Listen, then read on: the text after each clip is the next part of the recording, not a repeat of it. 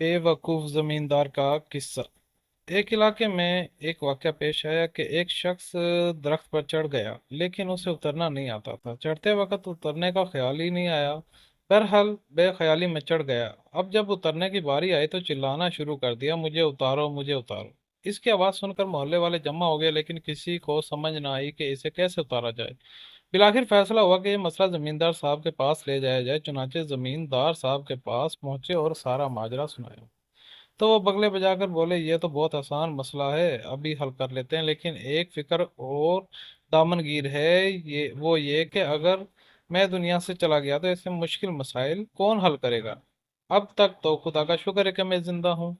इसके बाद वफद को चाय पेश की गई।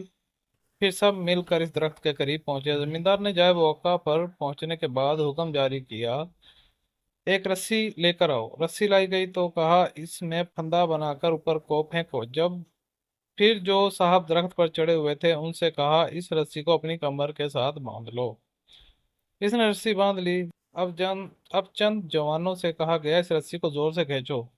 जब कई जवानों ने मिलकर जोर लगाया तो नतीजतन वो बेचारा ऊपर से नीचे आ गिरा। ऐसे गिरा कि हड्डी पसली एक हो गई और अल्लाह को प्यारा हो गया। अब लोगों ने आहो फगा शुरू की तो जमींदार साहब फरमाने लगे, शुक्र करो नीचे आकर मरा है, ऊपर ही मर जाता तो क्या होता। फिर कुछ देर बाद कहते हैं, अरे इसकी तो किस्मत खराब थी, मर गया, वरना हमने कितनों को इसी तरह कुएं से निकाला है।